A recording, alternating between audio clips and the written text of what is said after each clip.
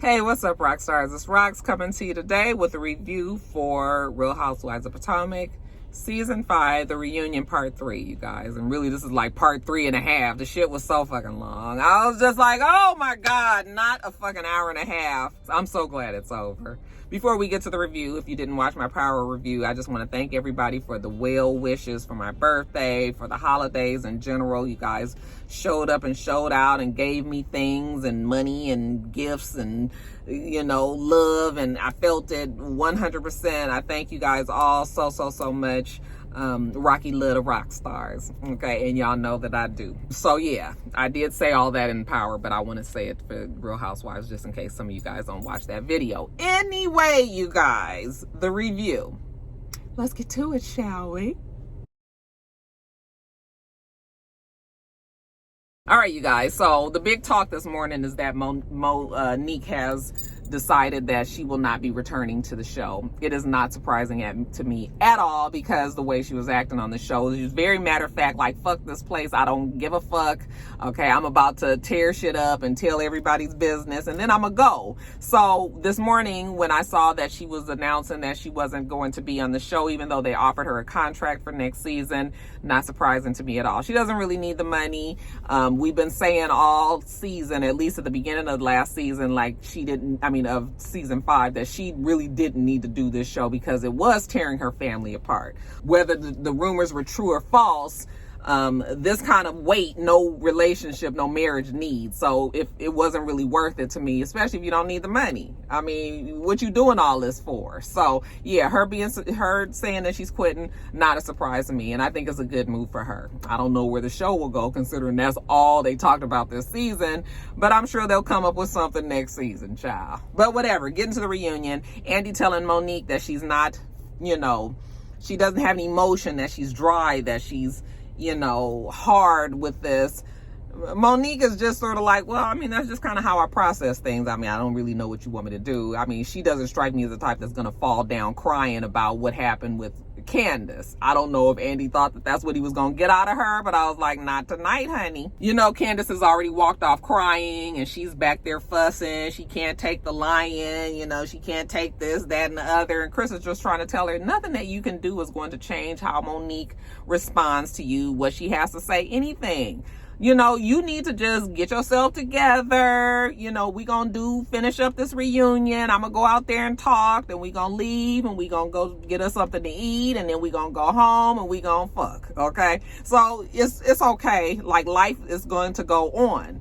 And I guess it's good that Candace has a Chris in her life because he's very much grounded, and all, you know, with Candace and all of her dramatics that she can be going through, I think he's good to bring her back to where they need to be.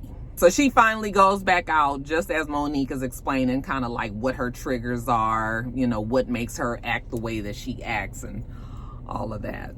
Now, did they ice Monique out last season or season 5?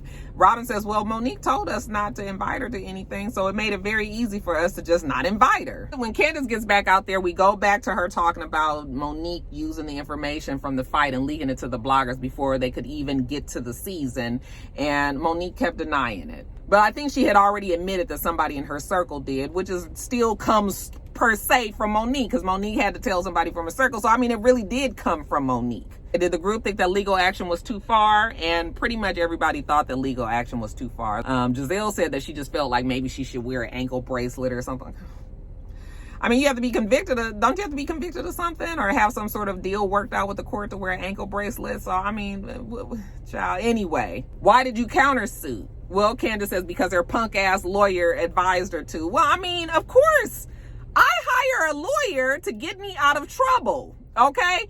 Why he gotta be punk ass if he just doing his job? Like, my job is to keep you from going to jail or having to pay any money because of something that you did, and I'm not punk ass. As a matter of fact, I'm doing my job quite well. So when they did do the countersuit, the lawyer obviously knew that there was a good chance that it will cancel each other out because she's saying one thing, the other one is saying the other thing. They're both on this reality show. It seems very frivolous and silly anyway. Isn't that what you guys do on reality shows? I'm sure that's what the court was saying. So the court was just like, you know what?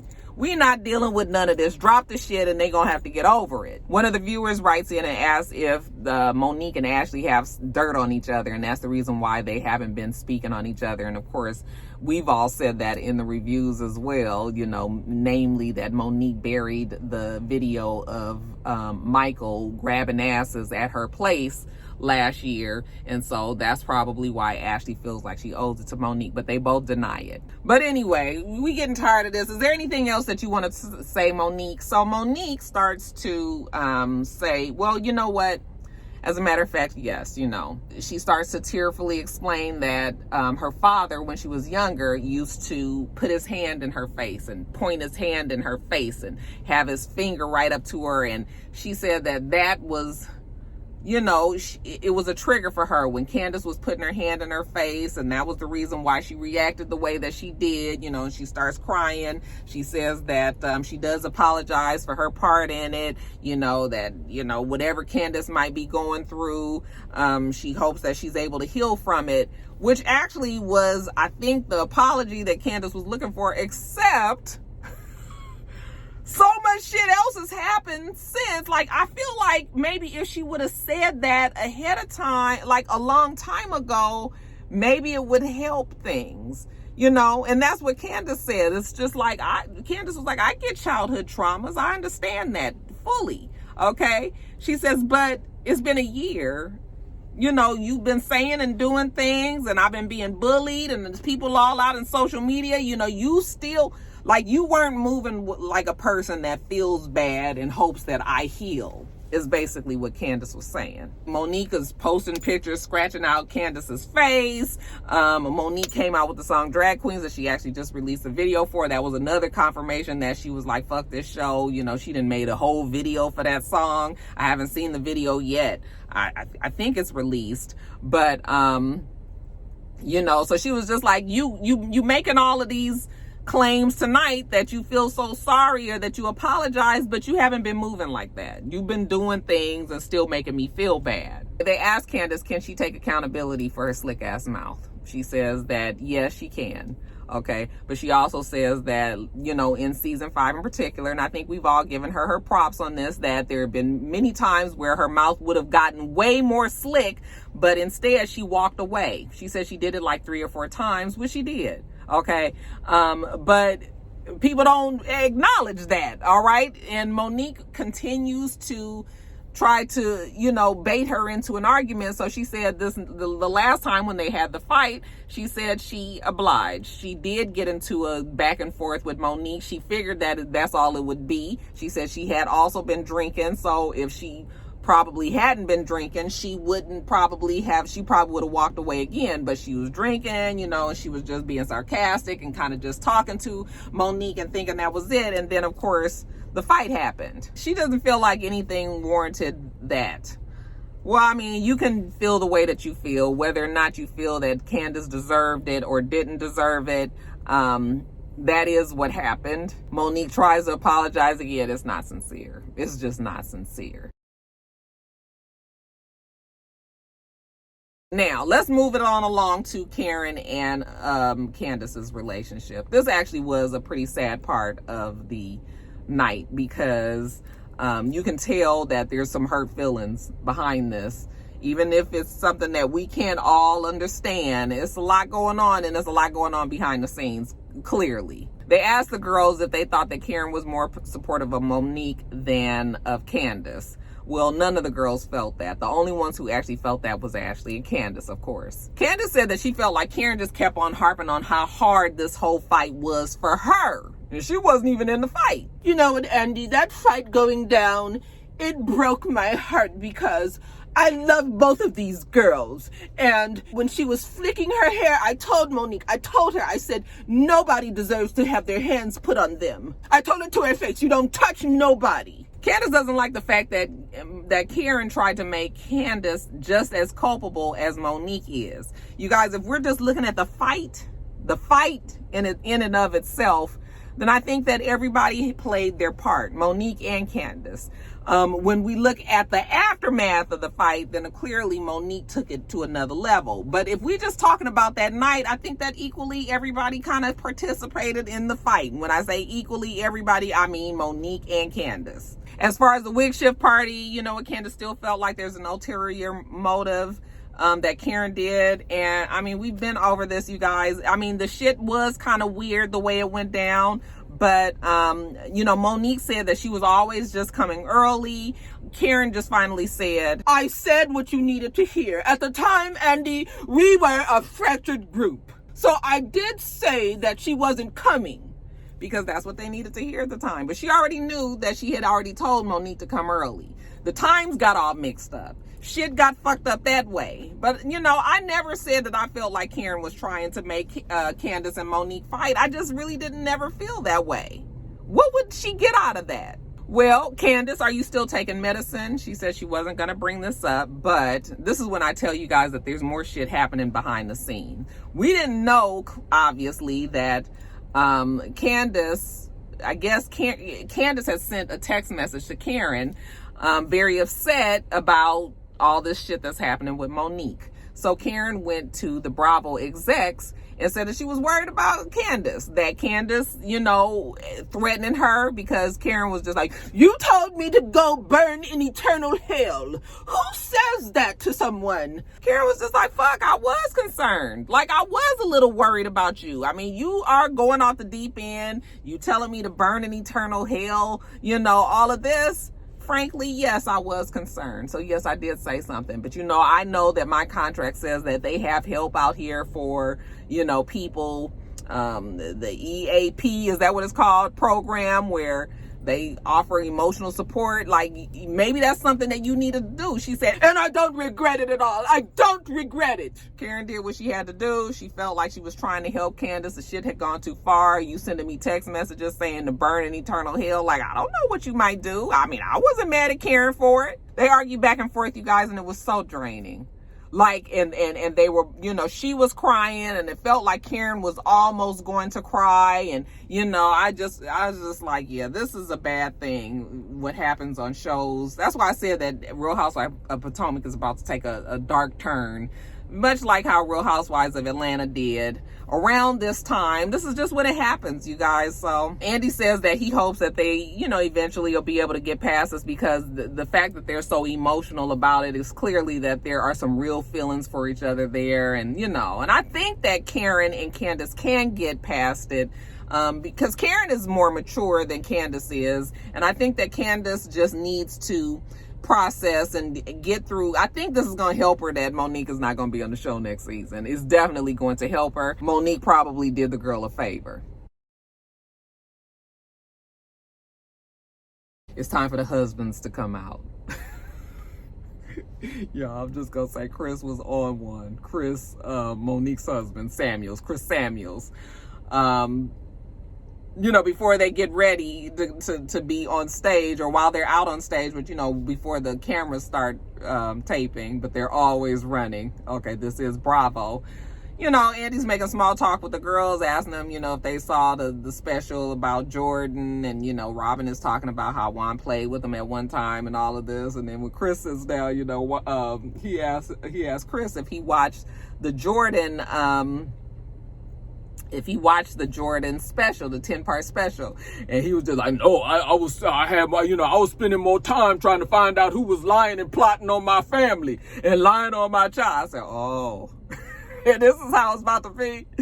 Child, I'm telling you, that damn Chris only knew one fucking song last night. You was plotting on my child. Like in I Love Lucy. All he know is Babalu, and you got to know how I got the name Blues. Anyway, Chris want to get straight to business, okay? But, you know, we got a show to do. So that was on the little break part. But anyway, when the men all get up there, we have Chris Samuels, we have Chris, Candace's husband, and then we have Eddie, Wendy's husband, and we have Uncle Jessup. Okay, so it's all pleasant enough. You know, he's going around the room talking. Oh, Giselle, I'm sorry that Jamal couldn't be here. Juan and Michael aren't there either. But then he asks Eddie, is there any chance of any, reuniting with his family? And Eddie basically says no. Okay, long story short. Uncle Jessup, you were open. Yeah, well, I wasn't trying to be. So Uncle Jessup kind of just takes the time to explain how he really does love Karen, but there are just times when you might not be in love at the moment, and really it just kind of got blown up and bigger. Andy says, were you shocked to hear her say that she wanted her money back? Yes, actually, I got a good laugh out of that. Moving on to Chris Bassett. Oh, you're having more sex now. Yes, everything is good in the sex department. Chris Samuels apologized for the joke that happened at the lake house, but he just was like that, we just joke around like that, but he didn't mean to offend anybody. He also apologized for the live that Monique and him did. You guys remember when she came out with the live talking about all of the shit that Giselle was wrapped up with Gigi, and how he said that he wished that he could turn into Bruce Jenner because he would go and, bitch slap everybody, that, he would stomp a hole in their ass. I mean, remember, Chris was really pissed in that video. I knew he was going to pay for it eventually. So now it's time to pay up. And he says that that's really not him. He just really feels bad for saying that. But he was so pissed because everybody was plotting on this child and saying that the child was not his. They're saying that there was no plot to plot on the baby and whatever. And of course, he's saying that there is. And I'm just sitting there thinking to myself, like, why do you guys keep saying that there was no plot? I mean, are we having a problem with semantics here? Is that what the issue is? Because even when they asked Candace says, yes, there was a plot that was discussed to say that the baby was not Chris's. And I was the one who said that won't work because the baby looks just like Chris. That means that there was a plot. The plot wasn't put into action, okay? And maybe the word plot is what people are having a problem with, but why do you guys keep trying to tell this man that there was no plot? Just because it didn't happen, there still was a plot, okay? It just didn't go into further development, but Giselle kept on saying it on the show, because when they kept saying we didn't say it on the show, it wasn't brought to the show, Chris said, okay, well, let me ask everybody. Did you say anything about it? No. Nobody said anything. Giselle was the only one who couldn't say that she didn't, because like I said, every time she got in a confessional, she was saying about Big Boy not being the father of the baby. Giselle did bring it to the show, and so it wasn't in the storylines. And so that's why I keep on saying, are we having a problem with semantics here? Because even though we didn't have it actively on the show, and then we even find out that it was brought to the show just didn't end up airing it. So how do you keep saying that there was no plot? Yeah, he shouldn't be threatening to stomp mud holes and women and, beating, bitch slapping or whatever he was saying. But there definitely was a plot. It just was not developed. Okay, Bravo just didn't feel to go that low. The shit gets really heated up there. Chris stands up. Giselle was like, why is he standing up? He needs to sit the fuck down. Make him sit the fuck down. I'm thinking to myself, like, Giselle, I'm sure you guys are 30 fucking feet away from each other. It's nothing that is, nothing is going to happen right now. You're being very dramatic. Okay. Just more to try to make it seem like he's just really just this crazy husband that's going to go and beat up women and stomp mud holes in their asses and whatnots, but Andy tells Chris to sit down. The two Chris's kind of go back and forth. Chris Bassett says that Chris Samuels and Monique was in contact or was friends with a blogger who went after Chris's kids, and he didn't like that. And both Monique and Chris said they don't have anything to do with what the blogger says, and so the friction is there between the two couples, which is unfortunate because Chris and Chris were actually friends before all this happened, and now just kind of as a consequence, their friendship is on the line, actually is done, really. Chris Samuel says that he would actually like to see the girls work it out, and him and Chris are still good. Chris says, you know what, I would like for that to happen as well, but I also want my wife back. Like this last year, she's just been not herself, and I would like to go back to the way that things were. So if that means that her and Monique don't need to be friends, then so be it. We can sacrifice that friendship if I can have my wife the way that I want her. And that probably came later, you guys, but that was the gist of what was going on with Chris and Chris. And then, of course, they all talk about Michael and how disrespectful he is and how Chris Bassett is not ever going to deal with, you know, his disrespectful ass, the way that he always steps to the women. And they go on and on. I'm just like, Michael is not there. We are very clear on how Ashley and Michael operate. So I don't have energy to continue on with that conversation. So, Robin, were you surprised about Juan? She said she was surprised. I was like, use a fucking lie. Okay, a lie, don't care who tell it, but whatever. She wants a destination wedding. They're building a house. How's the hat business doing? The hat business is doing very well. The girls love the hats because they're lined inside. It, you know, prevents breakage and all of that. We talk about the fact that she didn't put Karen on the ad campaign. It was just for a storyline. Robin says it wasn't for a storyline, that, you know, all the girls had really good pictures, and then Karen's just was not the same happiness, brightness that, you know, the rest of the girls brought, so that's why she didn't add Karen in. But Karen mentions that nobody's picture is on the site, and Robin says it is. It's just not on the feature page anymore. That's why Karen felt like it was just for a storyline. I mean, I felt like it was too. But she is going to actually bring the pictures back up to the forefront. And will Karen be on there? She says no, because she discontinued Karen's hat. Robin is shady. Anyway, they start talking about the tax issues. And this was kind of just Karen's chance to just kind of rub it in Robin's face. Because, you know, the girls really gave her grief over, you know, the tax issues that Uncle Jessup was having. Robin, remember, couldn't understand why Karen didn't have all the information. But just like Karen didn't want to talk about it, I'm sure Robin don't want to sit up there on TV and talk about all her damn tax issues either.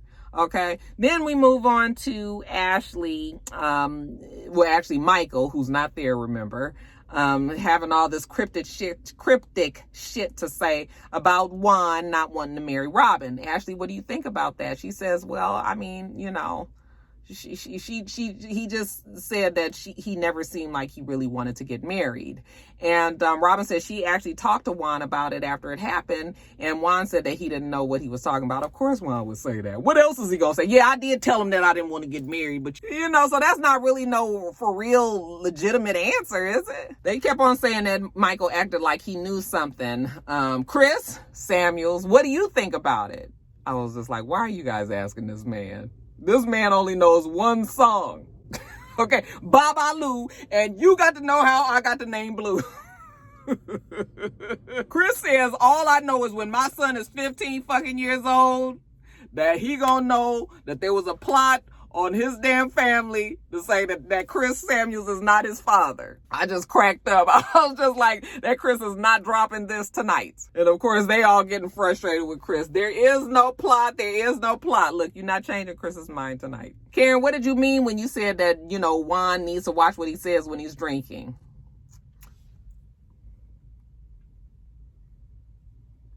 You know, Andy, I talked to Uncle Jessup, and I just decided that we've torn each other down enough in this group. So in other words, Karen is not going to say what she meant by that.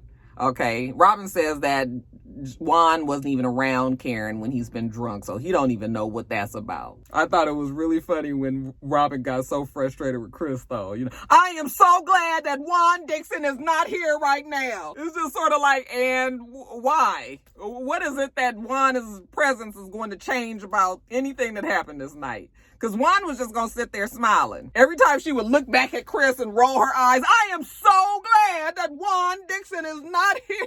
Girl, you might want him to be there. Where Juan at? What he doing?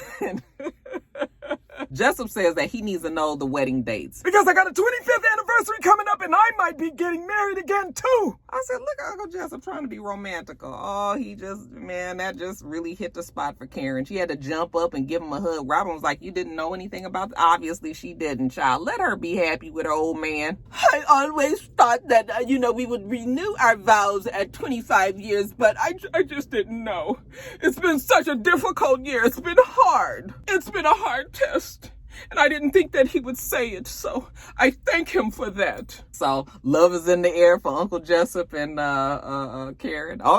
Not to be outdone, Chris says that he also is in love at the largest amount with his wife Monique because he saw her strength, and I just saw the way that she carried herself all season when people was plotting on my family and plotting on my life. And I just knew that my wife, that she was strong and she was handling it. And, I just want to thank her right now. Come on, baby, give me a hug. I love my wife. She did so good for me. I just love her so much. And everybody was just like, this nigga here with the dramatics. Again, this all confirmed for me that girl wasn't coming back to the show because they made that show they own that night. They just took over. He crying and hugging her, she crying and hugging him. It was really quite a bit of acting that night. But I mean, who knew that Chris had all this in him, child? I was entertained. Okay, but whatever, you guys. Finally, the shit is done.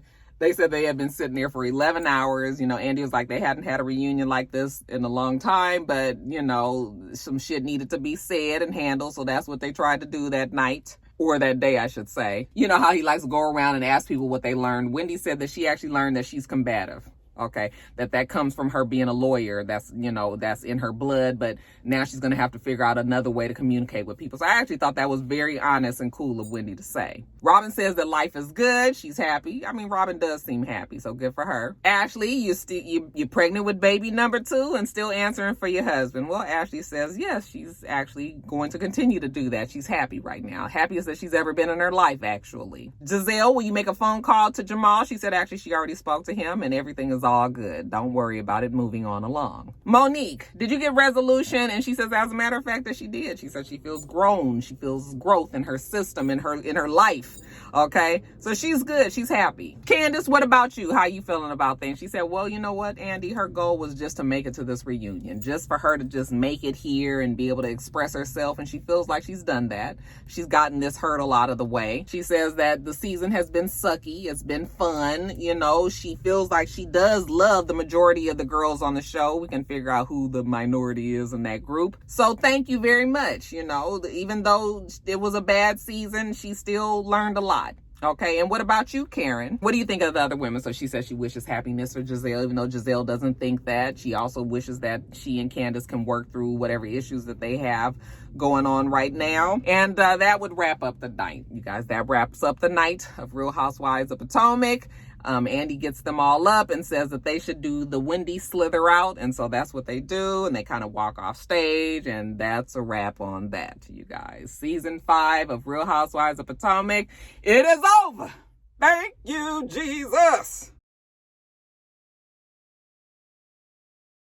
All right, you guys, let me get off of here, get this edited and up to you. Got a lot of running around to do, a lot of things that I need to take care of, you guys. Make sure that you rate, comment, and subscribe to the channel. I'm itsrox. The channel is for itsrox. Everything else I do, nope, not for itsrox. It's just itsrox. Took off the for, you guys. Everything else I do will be in the bottom bar. All right, so I hope that you have a wonderful, wonderful rest of your day, and I plan on doing the same. Until next time, Roxstars, bye.